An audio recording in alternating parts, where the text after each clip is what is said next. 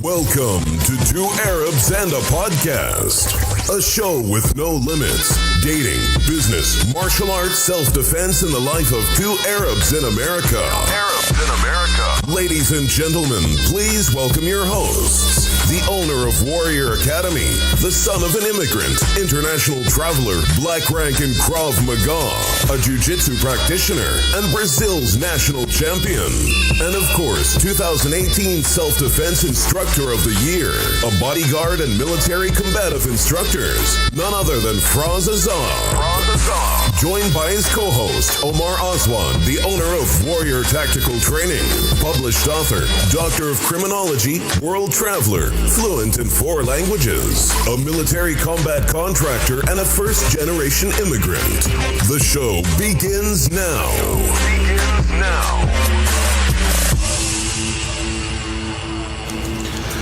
So welcome to another episode of Two Arabs and a Podcast. I'm your host, Omar Aswad. I'm joined by my co-host, Firas Adab. And today we have a special guest with us that's coming all the way from Israel. Firas, will give you the pleasure of introducing him since you've known him longer. Yeah, I want to say fortunately and unfortunately. What do we say, Sam? Sam Brill is a good friend of mine, actually. By the way, I want to touch base with our audience. We disappeared for how long now? A couple months. Yeah. We've been off the grid for a bit. We got really busy. I was going through a period of change, actually, in the academy with updating our programs, hiring a new instructor when it comes to the jiu-jitsu program. Umar went to, of course, a new episode in his life. And Umar, as they would say that in the Arab world, he completed half of his religion. Probably so. He's getting married. So I don't want to say congratulations or rest in peace. We'll see in a year. So anyway, I'm very fortunate enough to have a friend of mine, Sam. He's all the way here with us from Israel. I've known Sam, 2011? Something like that, yeah. So yeah, how I know Sam, I was in England that time with my son. And I was down there in London, took my son for a first-time trip there, and I was training at the KO gym, very prestigious Muay Thai gym, and they had a big combative seminar going on with BKMF back then, and seen a lot of great people. And I got a call back then from my coach, Nick Hughes, which she was a guest a few times here, about starting the affiliation of Warriors Krav, actually. That's when he talked to me. And then he mentioned, he's like, why don't you get your ass here? When are you going to come back to town? And I said, I will be back in a week or two. Why? He's like, well, divert your weight if you can come down here. I have Marcus Wayne. If none of our guests know about him, it'd be good to Google him, and maybe Sam will talk about him later. And he said, on the funny part, he's like, yeah, I got an Israeli here. And I was like, is that a joke? He's like, no, you're going to like him. He's an Israeli. I was like, oh, let me guess, Krav Maga. He was like, actually, no. I'm like, what? An Israeli that doesn't do Krav Maga? He's like, no, he knows Krav Maga. He actually trained with us, but he said he's very good at Filipino martial art, the Filipino Combat System. And I was like, all right, it sounds like a fucking good time or a hell of a nightmare. So I go down there, I meet Sam, we had a great time, and unfortunately the third partner that was with us hated the fucking day he ever met us. You got 2 Middle Easterners with one guy who was an amazing guy, but we just like made him hate him, the shit we did to him. But anyway, so I've been knowing Sam since then, and he's been coming to our academy and doing a lot of great training. We train together, and I consider him a family member. So Sam, welcome aboard, man. Thank you so much. It's been a pleasure. We've been knowing each other for like 7-8 years now. 7-8 years now. Yeah, wow. definitely. We didn't kill each other yet. By the way, see, it works. Israel's and I don't know what they label us, Muslim Arabs, and what the hell, Arabs. We didn't kill each other. We just play pretend in martial arts. We're beating each other up. Actually, no, correction. We're beating on Americans in the classes. Yeah, true that.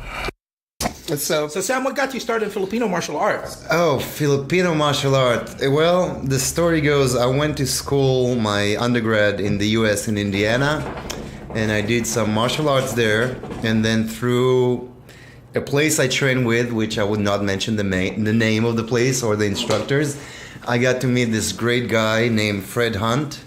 He used to train there, and he would come here and there to save lost souls. And I was one of the souls he was saving. And when I was kicked out of that place, he took me... Sorry to interrupt. When you mean lost souls, like...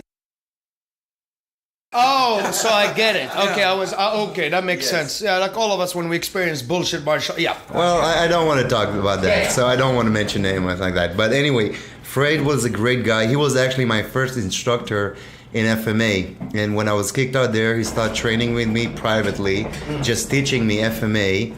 And then very early on, he was just like, you know what, you need to know my instructor, a great, wonderful guy, Jeff Westfall in Indiana. If you train anywhere around Indiana, you're interested in martial arts or Muay Thai or combat submission wrestling, he's an instructor under Paulson as well. Really? Yeah, he's an instructor under Paulson.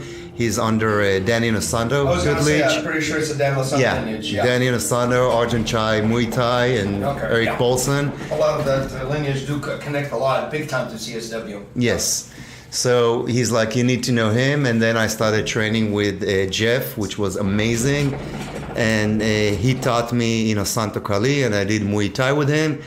I regret till this day I didn't do any CSW with him, but it is what it is. And that's how I got started. That was back in like 2002, I think, maybe 2003. Finished that, went back home. Didn't find a lot of FMA. FMA is not big anywhere. It's like, it exists, but it's not big. It's like, if you don't know what you're looking for, you're not going to find it. There were a couple of guys I met back home back then. Now there are a few more that were really good guys. One of them is still one of my good friends. They did a different style of FMA. And I trained with them for a couple of months. Luckily, during those couple of months, a guy named Rico Cortez shows up, and he was a very high-ranking FCS guy. And he just showed up, and he's a Jew, and he came to visit Israel for the first time. And you do FMA, they do FMA, blah, blah, blah. They hooked him up through the grapevine. Luckily, I was there. We touched hands a couple of times, and he was just like, you know what? I'm here in Israel, start training with me. And I was like, yeah, okay, sure, why not? That's usually how it works. So that's how I got into FCS. And I trained with Rico for a couple of years whenever he comes to visit. That's how I started with FCS. And that's my next big instructor after Jeff. And I trained with him for years. Learned a shitload from him, great guy. We became really good friends. I love him. And then I went to get my graduate degree in Florida. And that was 4 hours from the headquarters of FCS. Back then, my instructor, Tuhan Ray, Tuhan is his rank. So Ray Gionaldo, he's the guy that created FCS, and he was about 4 hours away. And back then, he still lived in Florida. Now he travels all over the world, but back then, he was still around Florida a lot. I trained in Tallahassee. That's where I got my degree in Florida State with another amazing guy, Mike Jennings.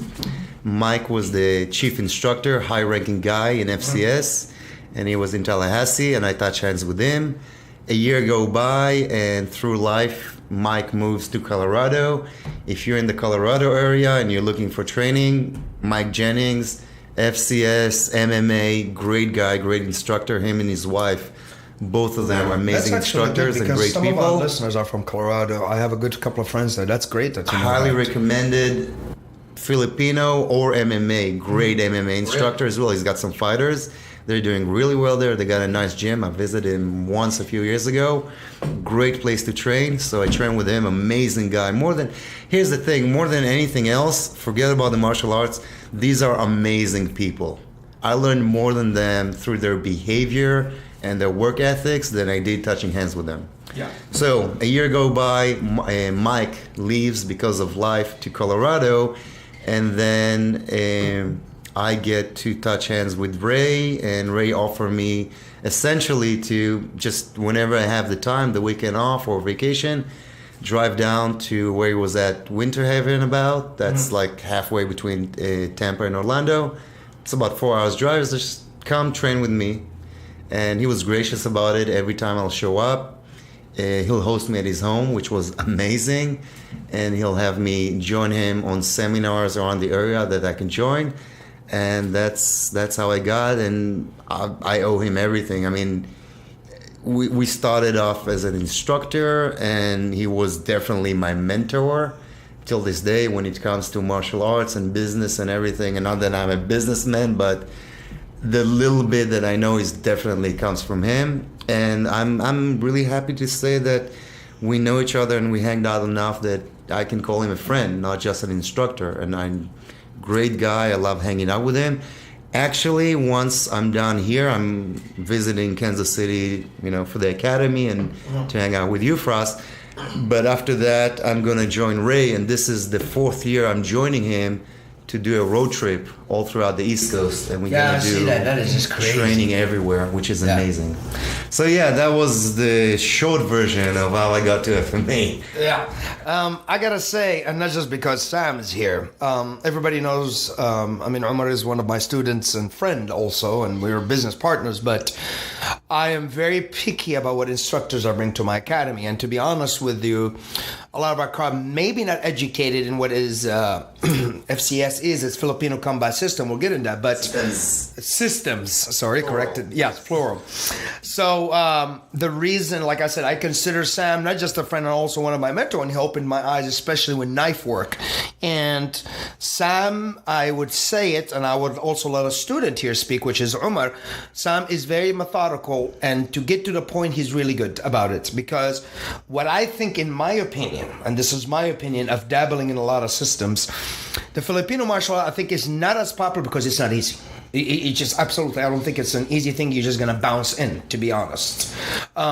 But Sam also has the combative background. He knows how to get to the point. And I will use somebody that, Umar, you met Sam, since you joined us, is this 3 times now? Yeah, 4 times. What is your experience with him as his seminars? It's always amazing, very educational, easy to follow, very humble guy that gives instructions and gives time and is obviously dedicated to the art that he's teaching and very passionate about what he's teaching and makes it easy to understand and follow along and give it almost an introduction level, but also gives a lot of knowledge that you can retain and remember, not just throws a lot of things that you can't remember. Yeah, like seminars, they just vomit on you. A lot of information, or a lot of seminars, not at the academy, but I've seen seminars where people come to show off their skills. Say, I'm better than you, I'm going to show you better than, I don't care if you put the fucking red carpet for me and bow down. And then I don't care if you remember anything, I just going to tell you how amazing I am.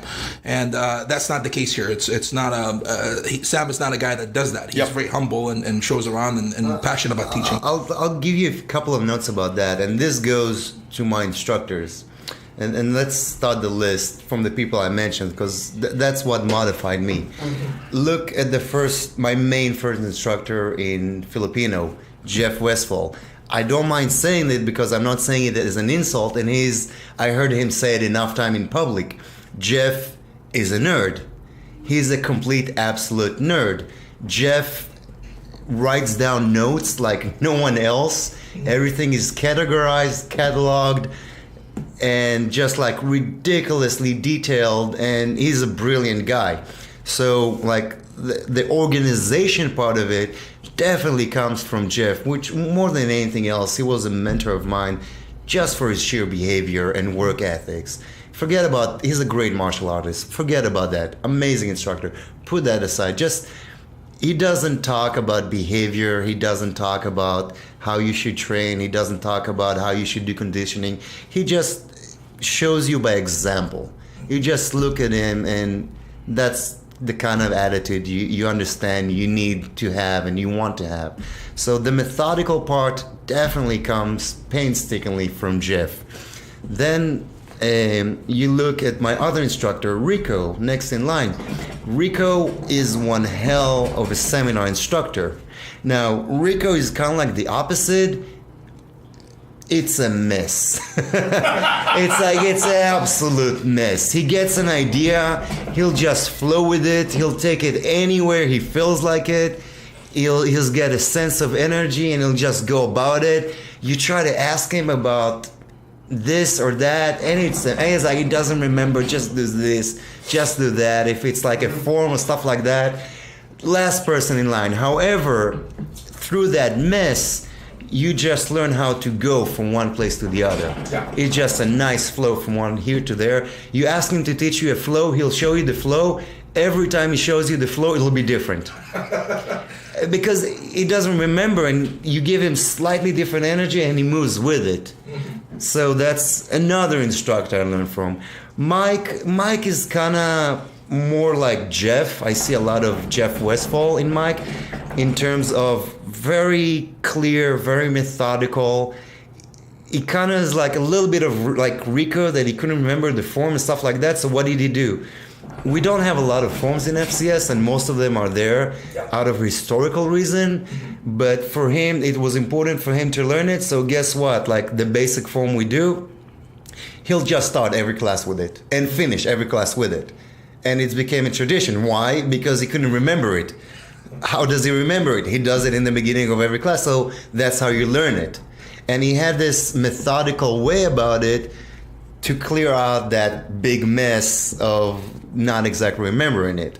However, definitely, and I'm sorry this is long, but this is definitely go to my instructor. This is my chance to really pay homage to them. Ray Gionaldo, I'm so fortunate that he invested the time and effort in training me and grooming me, but yeah, when I step on stage more than anyone else is Ray. And I'll say it, the more I know him, you know what it's like, especially when you spend enough time, I'm talking to Frost, when you spend enough time with an instructor, we're talking about not like a year or two.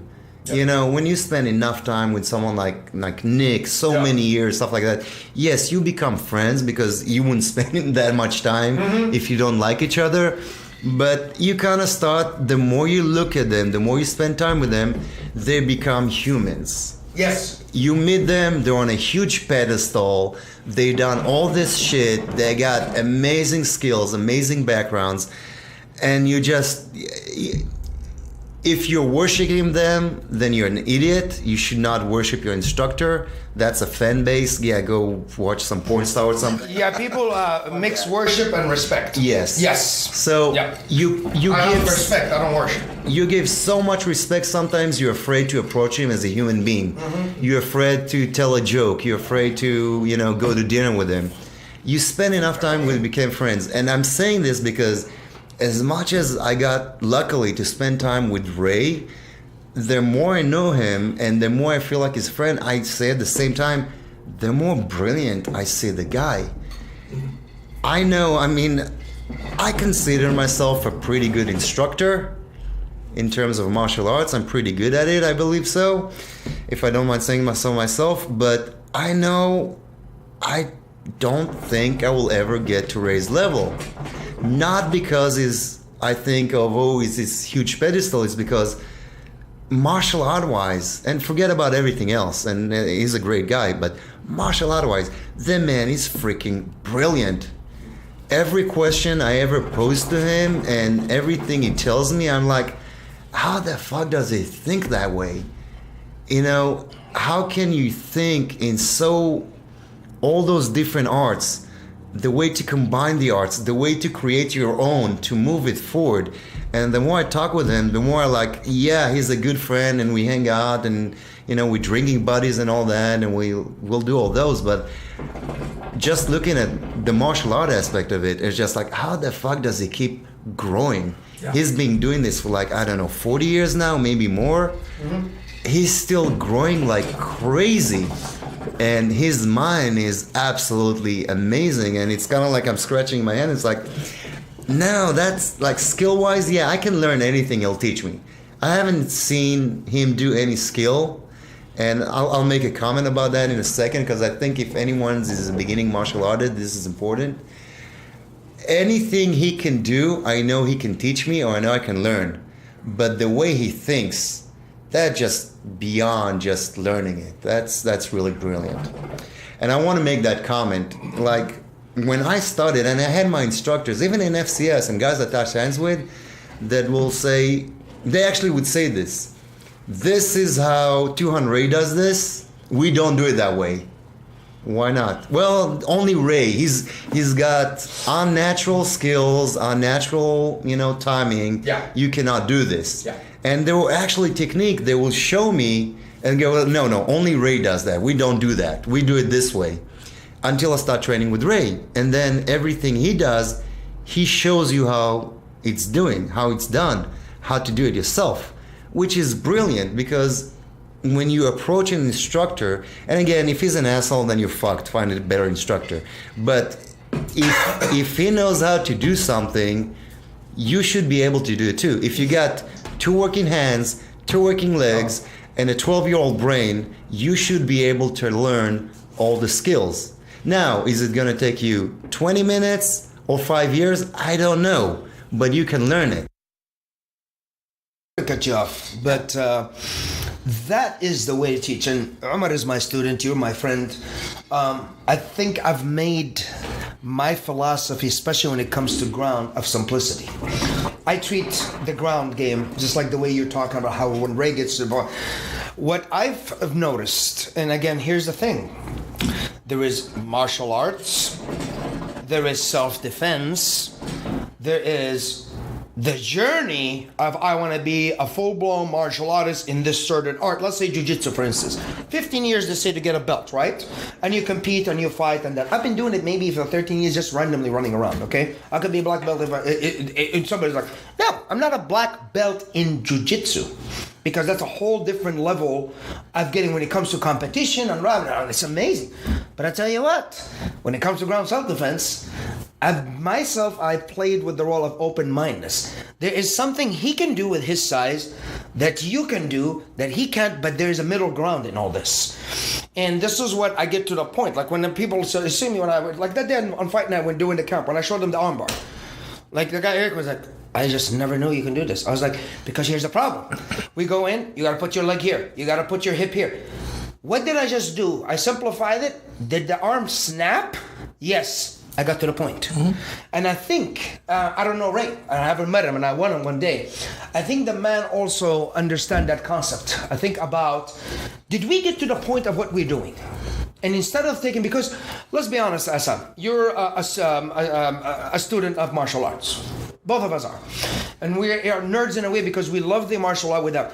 I literally sometimes watch something in front. I can sit and watch. And with all respect, even my coach will show something. I'm like, why did it take 1, 2, 3, 4, 5, 6, 10?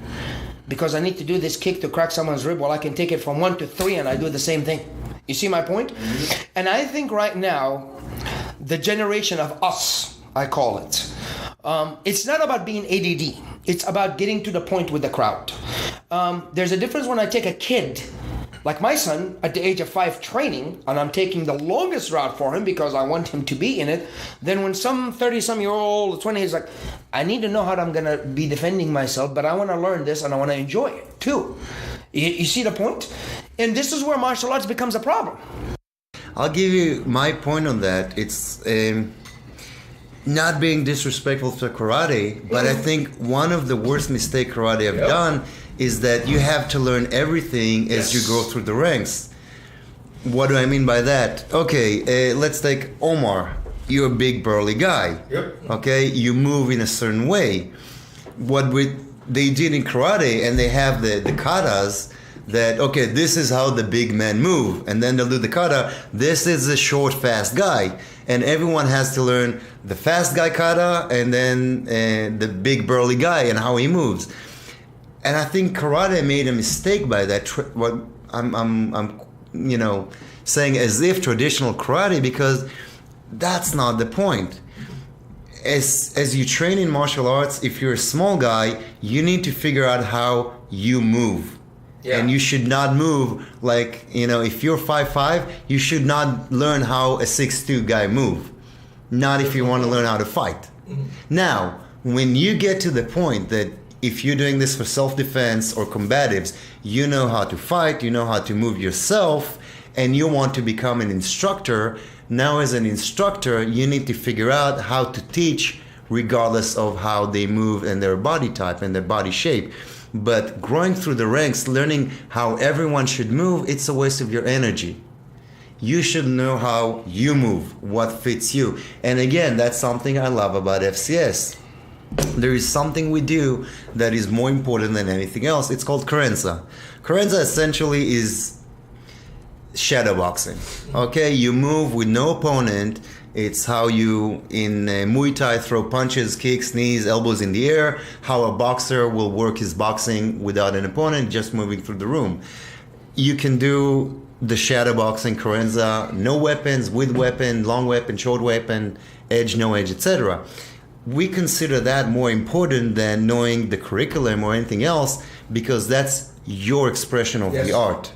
That's how you move. When we want to know if someone is worth something in FCS, we give him Carenza. Do Carenza. Non-scripted, nothing here, nothing there. This is your way to show what you know and how you move. And that's more important. And yes, if you want to be, and by the way, Danny Nosanto does that brilliantly. If you go to Guru Dan's seminar, which amazing martial artist and a human encyclopedia of martial arts, unreal, the knowledge of that individual, just a walking encyclopedia. When you go to his seminar, he'll show you a technique with 7 variations, and he'll say, do each variation, once, twice, 3 times, figure out which one of 2 works for you, and just train that variation. If you're an instructor, you need to know all 7. If you're just trying to go and learn how to do it, you find one way that works for you, maybe 2 ways that work for you, you just train your ass for that. And it's like everyone is training to become an instructor. No. Train to learn how to fight, how to move, how to do your shit, then you can become an instructor. If all you want to do is Korean dance, I'm just kidding, or Chinese dance, or Israeli dance. There is an Israeli dance called Krav Maga. If all you want to do is a dance, that's fine. If you want to learn how to fight, you need to figure out what works for you. Now, you want to be an instructor, now you need to know how other things works. I'll give you a last example. I can't remember if it was this year or last year. I was in the Philippines. We have a big seminar every year in the Philippines in January. And one of our very good instructor, which, the guy's a beast. He's like, 6'4", big, strong guy, ex-wrestler, lots of various martial art background, highly ranked in FCS, but he's big. And he was teaching a section, he was showing me a technique, and I looked at it, and it worked nicely, but then I grabbed it and I gave him a slight modification just because I've been in the game longer than him. He looked at me funny because I'm barely scraping 5'7". He's like 6'4", something like that. He's got at least 100 pounds on me on weight. And he looked at me doing the technique on him, and he was just like, I never seen anyone your size do that technique. It's like, I do that, I'm bigger than everyone and we can do this, but I never seen anyone your size do that because of his size. Now, for him, as someone who trains martial arts, it works for you, wonderful. But now as an instructor, you're gonna have a 5'5" girl, maybe this technique is not right for her. But that was the first time he looked at it, was like, holy shit, a small guy can do this with a few modifications. Yes. So that's the difference between being a practitioner and being an instructor. And training everyone to know everything going up the ranks, that's not right. They don't need that. Not everyone should be an instructor. Yep. Not everyone should be a black belt or a black shirt. Yep. Sorry. Just because not everyone that goes to high school needs to become a college professor. Okay? They need to know the basics. They need to know what works for them. They need to know everything they need for real life. That doesn't mean they need to become an instructor themselves, and you shouldn't groom them to be an instructor when they're going through the door or being in the first year. So... No, but I think you're right. But instructing itself is an art compared to just knowledge of something. Mm-hmm. Just because you speak a language does not make you by default an instructor. I speak Arabic. I can't teach Arabic. Just because I'm not an instructor of Arabic, I know how to speak it, but it just doesn't mean I can translate that into instruction. And I feel like when it comes to martial art, a lot of times people forget that line and they assume just because somebody's a practitioner, by default they can become an instructor. Or a black belt. That's all it can be, an instructor. Man, yeah, that's wrong. And that's how you end up with instructors instructors that have fear of public speaking, or instructors who are amazing practitioner, but they can't speak in a room of 5 people and start stuttering and start sweating, and they can't teach the skills they have. But going back, in case a lot of our listeners are not into martial arts, and just to give them an idea, so what makes Filipino martial arts very unique? What is it? It's specific to somebody that doesn't know what it is. Let's start with the broad and narrow it down to FCS. So FMA in general, FMA stands for Filipino Martial Arts. And you have a few names. I'm not going to bore the listeners about it. So Kali, Arnis, Eskrima, Arnis de Mano, Eskrima de Mano, all various names that says the same thing, FMA. That's one of the reasons we use FMA. The Philippines, it's about just over 7,000 islands, half of which goes underwater, depends on the time of year. Over 1,000 islands inhabited. I don't know how many dialects they have. So Kali, Arnis, Eskrima, etc. depends which part of the Philippines you come from. It's the same thing but different dialects. And they try to say, oh, Kali is this, Arnis is that, Eskrima is that. I'm not Filipino. I'm not claiming to be Filipino. Obviously not. But pretty much it means the same thing in different places. It's just different dialects. What makes FMA unique is the fact that weapons training is from day one. It's weapon-based art, which means the empty hand, the non-usage of weapon, is a part of the system that happens because you fucked up and you don't have a weapon, but you start in weapon. And saying so, let's take karate or kung fu or Krav or any other system. All the system starts empty-handed, and as you go through the years and the ranks of the training, you get to what happens with weapons. Now, this is not the way martial training works. It's not. When you go to the military, the first thing they do is they give you some sort of a rifle and teach you how to shoot. The last thing you learn is empty hand, because if you get to the point of empty hand, you're fucked. It's a lot safer, a lot easier, and a lot more effective to use weapon. There is no military on earth in history since the time the man picked up a rock and learned they can throw it, that they started with empty hand. They do that in, self-defense, etc., for various reasons. Yes. FMA is very offensive art. Everything we do as self-defense is something they took as an offensive art and modified it to self-defense. Until not that many years ago, you didn't even get the training of how to deploy a weapon. I mean, you saw me do that in seminars, etc. Yep. But not that long ago, you would never learn how to draw your weapon. If you do the Japanese sword arts, they do a lot of drawing because they carried the weapon with them and you had to draw. The same way nowadays that if you're doing pistol work, you learn how to draw your weapon and all that stuff. Not too long ago, you didn't really do that in the FMA. Why? Because they drew their swords before the fight. You got into the fight sword in hand. The same way that if you're in the military and now you're going through a combat zone, you're not holstering your weapon. You have a mag in, you have a round in the chamber, and you're ready to fight. And that's the mentality of FMA. You're not waiting for someone to jump you. You're walking around weapon in hand because you're being the aggressor. Nowadays, yes, we added all those weapon deployments and all those. But yes, so first of all, what differentiate FMA from all other arts, going back to your question, and as Frost know, and you should know, I tend to go on rants, so sorry about that. But we're Middle Easterners. They know us. We go off. Pretty much. So, guys, first difference, weapons. Blunt weapons like the stick, sharp weapons like the sword and knife, and then improvised weapon, etc. So that's FMA. Let's look at FCS. FCS, and the reason I do FCS, and as Frost said, FCS, yes, it's the most complicated art I've ever encountered because Ray made sure that Filipino Combat Systems, it covers everything. If you look at the FCS website, it says 50 subsystems. And I remember I was in dinner, we were in Italy with Ray, we were doing a seminar there, we were sitting for dinner, I was just like, hey Ray, how the hell did we get to 50 subsystems? It doesn't make sense. So we sat down and we started counting them together. We went over 60. Wow. And I was like, fuck, we got over 50. They're like, yeah, but you know, there's so much you can say. If you say 64, it sounds weird. No, we got over 50 subsystems.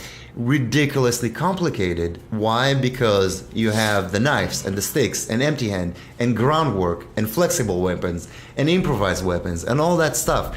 So really complex. Now, there are common threads. We do things in FCS, you're going to see a common threads between the weapons, between the arts. However, you have to deal with the weapon. A huge mistake, and I don't care if they scrutinize me for saying this out loud. When people say the stick and the swords are the same, the response is, fuck no. You train with a stick, you can sub it for a sword, but you can't treat it as a stick anymore.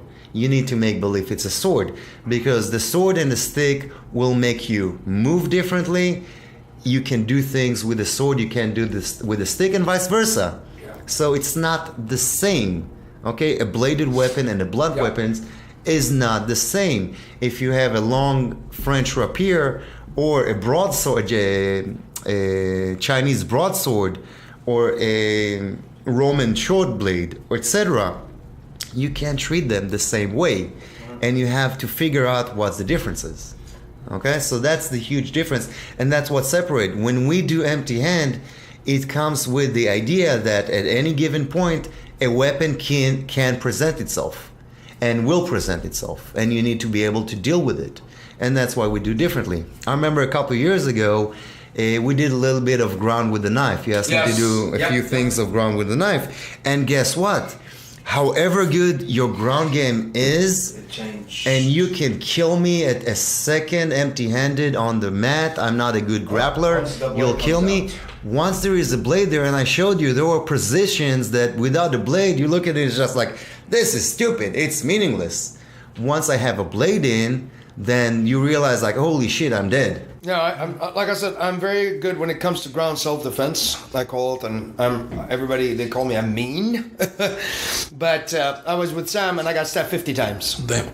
Back in the day, me and him when we started training, and I mean, to our crowd, and everyone knows, but not our crowd knows, me and Sam, actually, we developed our own system, which we were going to take to the road, and we cover a lot of this. It's a lot of things we want to get to the point. A lot of people don't understand. They're like, my mentality, same as Sam, I do deal with threats that there's a weapon all the time. I even tell my students, you're one of them.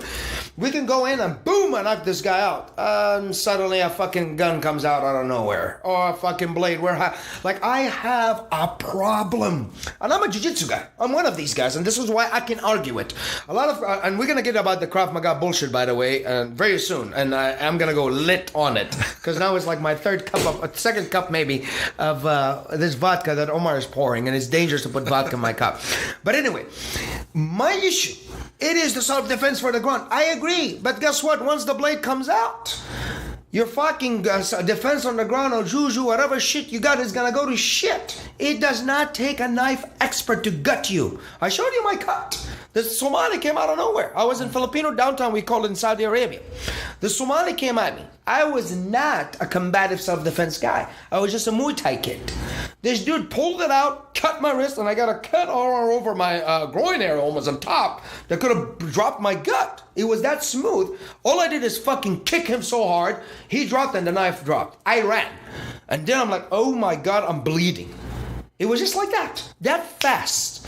And a lot of people underestimate that. And some of the things that me and Sam worked on and developed is constantly we're dealing of something is presented. There's a blade, there's a gun, there's a weapon. And everybody want to do this Fu Manchu disarm.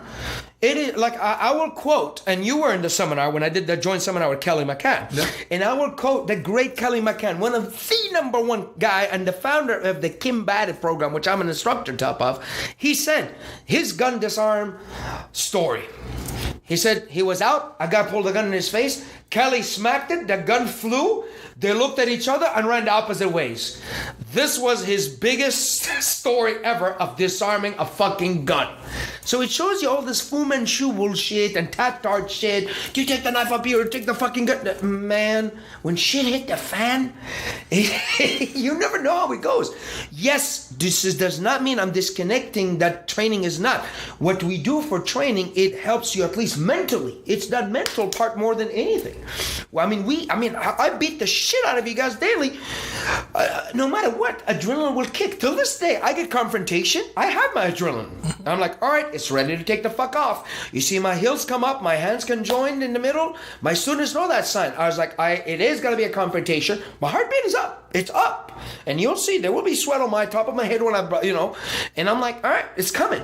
So we're not immune to that shit. But the thing about what we do in training is just prepping. Because without training, what people do, Sam, hands out, oh my God, this is happening to me, and get a beating or get butchered by a knife when they put their hands out for a knife.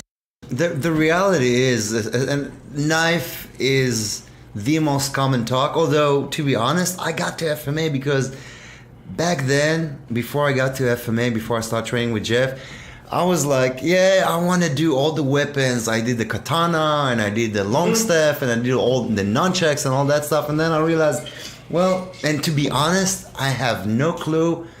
I had an aversion from the blade back then. Don't know why. But I realized, like, okay, if I think of self-defense weapon, what am I going to see? And I realized it's going to be the short sticks, which the Filipino martial arts is famous for. Why the short stick? Because guess what? Pretty much every place you're going to be at, going to have something about the size of a short stick, which in FMA it runs between, I guess, 22 inches to 20 inches, maybe 30 inches. So that's a broomstick. As soon as, if you ever use the broomstick to hit, what happens? It splits. It breaks. What do you have? You have a short stick. Once you broke the broomstick in half, that half is not going to break again. So you got a short stick. Never mind. Going back to the blade, the thing is with the blade, and this comes especially from actually Inosando, and everyone says that, you know what, credit it to Danny Inosando, because everyone I ever heard saying this is Inosando lineage. You have the equations, the math of a knife fight. And other way, and I'm not going to go through the whole spiel, so if you're interested in the actual equation of the knife fight, go search it plenty of places on the web, and plenty of instructors under Inosando that can teach you that. The reality is, if there's a blade out, regardless of you holding it or the other guys holding it, you're going to get cut. Bottom line, if there's a blade in there, you will get cut. And if it didn't, it's luck. Forget luck, you will get cut. The only question is, how bad? Is it something that's going to be a scar? Is it something you're going to forget about it in 2 days? Are you going to lose a tendon? Are you going to lose muscle? Are you going to be dead? No, the reason I said luck, there's people that got into a knife fight, they never got cut. I'm telling them it's luck. It was not technique. This is just why luck. I said luck. Yeah. Just luck. Yeah, so just to emphasize, I'm not saying that's why I'm not even talking about that, because if you're thinking you're going to be lucky, go go play the lottery. Maybe after 50 years you'll win. But I know people that got into knife confrontation and they came out unscathed, and I was like, that's fucking luck. I know. I don't even talk about that thing. Yeah. It's like the chances for you to get out are so slim. I know it happens. I ignore it. If you're training with a blade, self-defense or as an offensive weapon, you will get cut. That's a given. I ignore the dumb chance luck. Okay? So the thing is, where are you going to get cut? This is an info to the dumb fucks out there in Krav Maga that put their hands out and go us trying to disarm. So Sam, you mentioned Marcus Wynn earlier, and I'm interested to know more about him, because he seems like an interesting character. Yeah, Frost mentioned him. He met him as well, trained with him as well, and I'm happy to say Marcus is a very dear and good friend of mine. So Marcus Wynn, he's got a crazy background, which it's kind of hard to figure out what's myth, what's legend, and what's real. However, the man does have combat experience. He was deployed in Vietnam. He was an air marshal. All I'm saying is out in his official biography, etc., on his website. So I'm not saying anything that is not out there. Marcus carried a pistol and went in harm's way for many years. He's not that young anymore. Well, Luckily, I'm still young, but some of us will get there sooner than later. What makes Marcus different than anything else is that nowadays, more than anything else, Marcus is the trainers of trainers. He's the instructor of instructors. And he teaches shit to the highest level.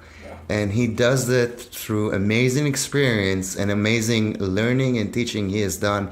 He worked with NASA. He worked with, I believe, the BMW race car team. He worked with various operations.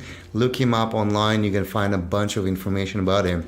The reality is, and the reason I'm really happy to mention him, I would not be the level of knowledge and instructor that I am, and I consider myself to be a good instructor, but definitely learning from him. He's at the highest level. You're not gonna find many people, you're not gonna find a handful of people that can teach you what that man teaches you. Part of it goes from situational awareness, accelerated learning, which I've seen so many people talk about accelerated learning. They don't know shit. Nope, till they're on him. I've seen this man at work, and wow. You see what he can do, and the thing is, again, and I see this with him, and I saw that with Ray, and I say it with Nick, and I say it with you as well, for us. Marcus, it's not about being a genius, but the way he works, you don't need to know what he knows. But he can teach you how the fuck to teach. And he can teach you any skill. The greatest thing I've learned from Marcus is how you can teach a skill that you don't know yourself. Now, I know this sounds like bullshit. How the fuck can you teach something you don't know yourself? But you can. All I need is a good model.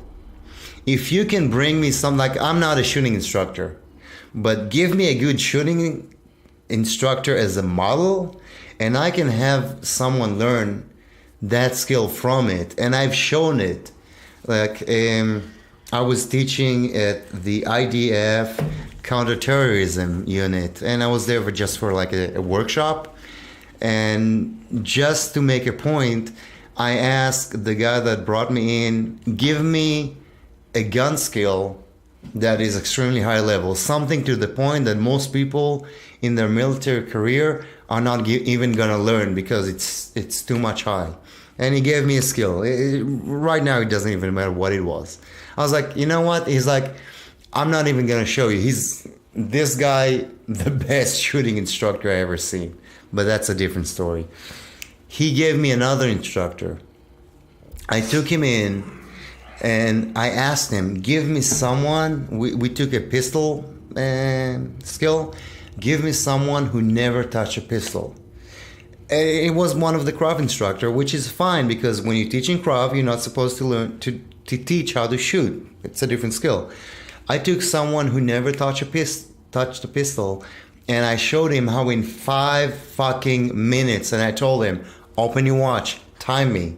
In 5 minutes, just mediating the situation, the guy learned how to do that skill. And when we finished, I asked the model, who was a shooting instructor, what do you think about his skill? He's like, that's fucking good. Now, what I did there was just learning directly from Marcus. So, if you want to learn any skill, soft skills, hard skills, situational awareness, anything, look this motherfucker.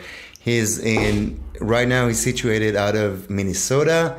Amazing guy. Good luck getting him to teach you. Good luck fixing up a seminar. But if you can, the most amazing instructor I ever met in my life. I will share one experience story about Marcus when I first met him, which actually the funny part is how I met Sam. When my coach Nick Hughes called me to come, when I was telling you guys in the first episode, it was a Marcus Win seminar, and Nick was on my ass like I'd never seen him eminent. I thought, first of all, because Nick, that's when he actually launched the Warriors Krav affiliation, was that day. Mm-hmm. He called me, I was in England. I will give a little bit back history, a little bit. I took off to England. I was reconsidering of moving back to go bodyguarding there. And actually, that time I went and hanged out with a good friend, love her to death, Amanda Kelly, amazing Muay Thai artist. Came back from my knee. It's gonna sound dramatic because I'm drunk or whatever, but no, I just came back from my bad knee surgery, fuck up, lost my fucking wife, lost my job, asshole fired me back then, and I was like, you know what, fuck it, I'm gonna go to England. She hooked me up with this seminar, which I met all these guys, and I think Nick felt that I was out of this shit, and I'm getting tired of this, and I want to teach. Come back, blah, blah, blah, and that's when I met. He's like, trust me, just come. It is worth every penny. And he was on my ass, like emailing me. Back in the day, we didn't have iPhones, I think, back then. It was just... So I came, and I met Marcus, and I'm not going to get in details how I met him because it's a funny story. I will save that one day, me and Sam, when we're sober, talk about that. But met him, and I witnessed there was 3 known nationwide, the best of the best gun instructors. And he sat there, stood in front of us. And he said, all right, who never had a pistol number 5? This South African, I mean, this kid flew from South Africa to attend this seminar. I call him a kid. He was tiny. I'm small, but he wasn't a kid. But anyway, this South African said, I never did because it's illegal down there. He said, all right. So he looked at the 3. How long will it take you? And you're going to teach him. To teach him how to deploy the weapon, correctly pull it out, and engage, disengage. And they all kind of looked, that's not going to happen now. He said, I'm giving you guys 30 minutes. Between the 3 of you. They failed. They're the 3 top. Marcus went and said, I'll do it in 5 minutes. And everybody's like, he looks at the guy and he said, I'll do it without saying a word. I looked, and Sam was standing beside me. And I think, Sam, you already knew Marcus back then, right? And Sam said, watch this. Because I was already becoming friends with Sam. And I walked in, I was a fighter background. I was a and this is one thing about that son of a bitch, Marcus. He looked at me and used me as an example. And he talked about how you look at people. And he snatched me first. He's like, come here. What do you guys see in this guy? He dissected me and knew my background without knowing. And I asked Nick, I thought it was a game, to be honest with you, Sam. I looked at Nick, did you tell him that I do Muay Thai and I did MMA and, grappling? He said, I swear to God, I didn't. He fucking knew it. He talked about my stance. He talked about the size of my neck and how I tucked my chin, how I stood. Literally, he said, get in your this and do this. And he's just talking and made me. And he dissected it. And I'm like, God damn, this guy's good. So anyway, he gets a gun and gives the guy a gun. Tied a rope. And the way he went back and forth with him, Umar, in 5 minutes, we counted on our clocks. The guy know how to deploy, go, and back. 5 minutes. That's amazing. A man that never held a gun and hold it correctly. While moving. While moving, yes. Wow. It wasn't, moving, like back and forth. He was this, and he was like, and Marcus didn't say one word. He just used his eyes, and he got intense. When you look at Marcus's eyes when he teach, he didn't say one word, Umar. And you're a gun teacher. Yeah. Now, can you do that in 5 minutes? Probably not. Here we go. Here's the thing, though. If you learn the basic skills, you can also do that in 5 minutes. That's why I'm saying, look, if you can find them, you can find him online. By the way, he's a novelist. Mm-hmm. He's got... he always links me stuff on WhatsApp about his stuff. I like his books, and he's got a blog, etc. But there's so much you can learn from what he writes.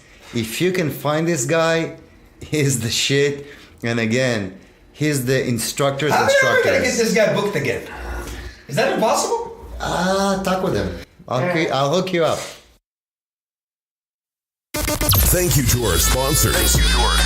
Warrior Culture Gear, custom designed and hand-printed apparel made by and for the modern warrior. Warrior Fuel, Kansas City's best pre-made healthy meal delivery plan. Feed the warrior in you.